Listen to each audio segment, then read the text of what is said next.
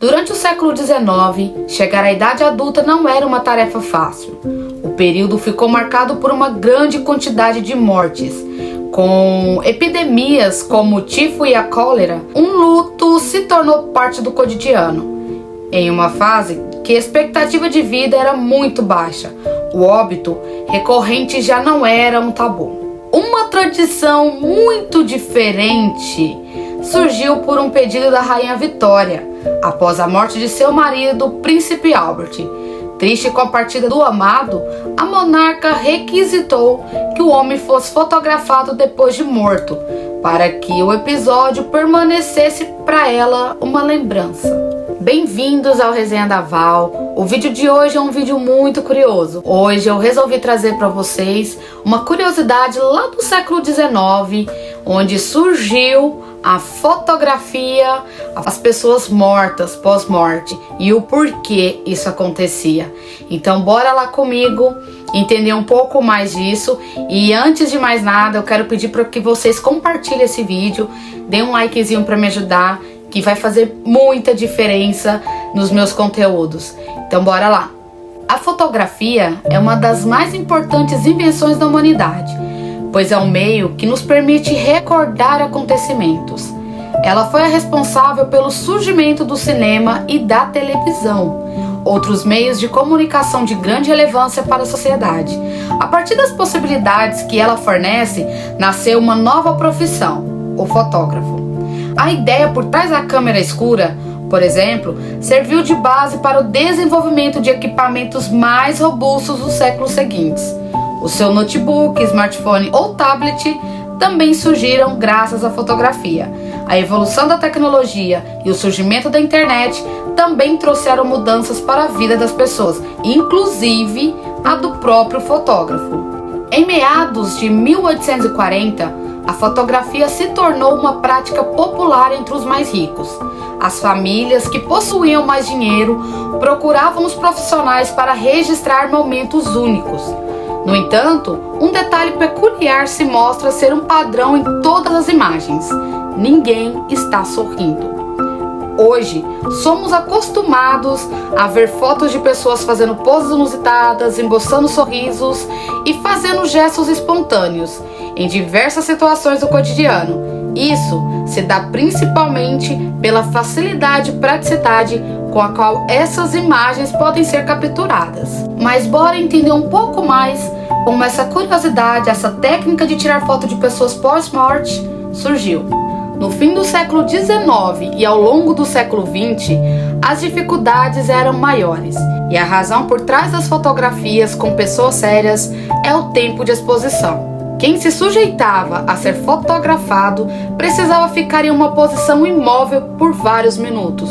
Logo, era mais prático fazer uma pose mais natural do que segurar um espontâneo sorriso.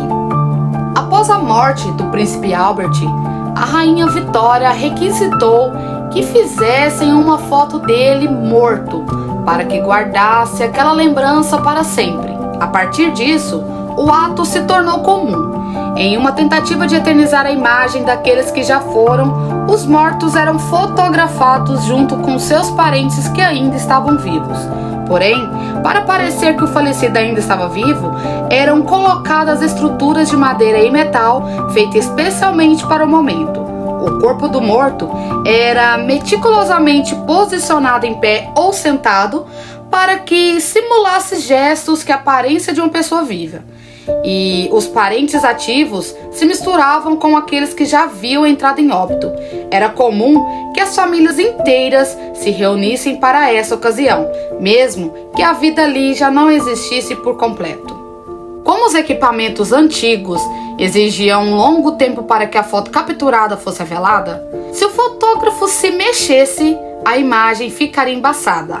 Com as altas taxas de mortalidade do século XIX, estima-se que a cada 100 crianças, 57 faleciam antes de completar 5 anos.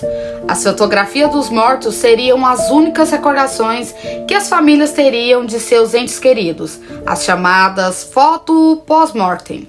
Como a taxa de mortalidade era ainda maior na infância, A maioria das fotos pós-morte aconteciam nessa fase.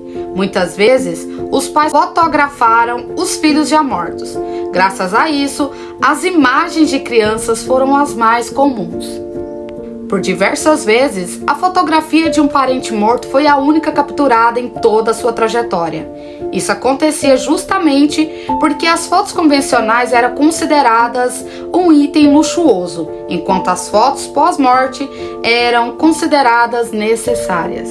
Na era vitoriana, as famílias tinham o costume de acreditar que manter a imagem de seu parente falecido era algo importante. A crença que cerava essa circunstância dizia que isso facilitava a alma do morto a viver eternamente. Por isso, muitos fotógrafos profissionais se especializavam nesse ramo específico, vendo ali uma oportunidade de emprego. E uma curiosidade, algumas imagens eram feitas para dar a impressão de que os protagonistas realmente parecessem vivos. Para isso, os corpos eram equilibrados com suporte para se manterem de pé e os braços eram ajeitados para não parecerem moles. Em alguns casos, um técnico desenhava a íris e a pupila nas pálpebras dos mortos. Esse processo geralmente era feito após a revelação da foto. E graças, gente, ao desenvolvimento de fotografias instantâneas, fotografias tiradas ao longo da vida passaram a ser cada vez mais acessíveis. Por isso, a demanda por foto pós-morte passou a ser cada vez mais desnecessária e atualmente tornou-se apenas mais uma das memórias insólidas da era vitoriana. Contudo, a prática caiu em desuso com o tempo. Dois motivos se tornaram essenciais para que as fotografias de mortos deixassem de ser triviais. Um desses fatores foi a melhora do sistema de saúde do Reino Unido. Com o avanço da medicina, a expectativa de vida da população aumentou por consequência, principalmente tratando-se das crianças. Bizarro, né, gente? Imagina se isso vira hábito nos dias de hoje. Apesar que, graças às leis, à evolução, tirar foto, ter foto de pessoas mortas hoje em dia é crime. E muita gente recebe fotos de pessoas mortas na internet de diversas formas. E apesar disso, para alguns isso é algo comum, principalmente em grupos de WhatsApp. Mas a prática constitui um crime de vilipêndio ao cadáver, que segundo o Código Penal brasileiro consiste em expor, profanar, desrespeitar ou ultrajar a vítima. Então, gente, fique um alerta para você que gosta de mandar nos grupinhos de WhatsApp foto de pessoas mortas em acidentes, foto de famosos mortos. Isso é crime. Não é legal também, né, gente, que as famílias das vítimas também, além da perda, tem que passar por isso, vendo o compartilhamento, né, do ente querido já falecido em todos os grupos, por curiosos. E esse é o vídeo de hoje, espero que tenham gostado. Obrigada por ter ficado até o final aqui comigo. Peço para vocês que curtem, compartilhem. Se não é inscrito, por favor, se inscrevam no meu canal para me dar uma forcinha, pois meu canal é pequeno, tô começando agora e eu vou ficar muito feliz se você vier pro meu mundo de curiosidades também. Então, gente, muito obrigada por terem ficado, obrigada pela atenção e deixem no comentário, gostaram do vídeo, algumas opiniões sobre alguns outros vídeos, para que eu possa estudar e trazer aqui também. Muito obrigada!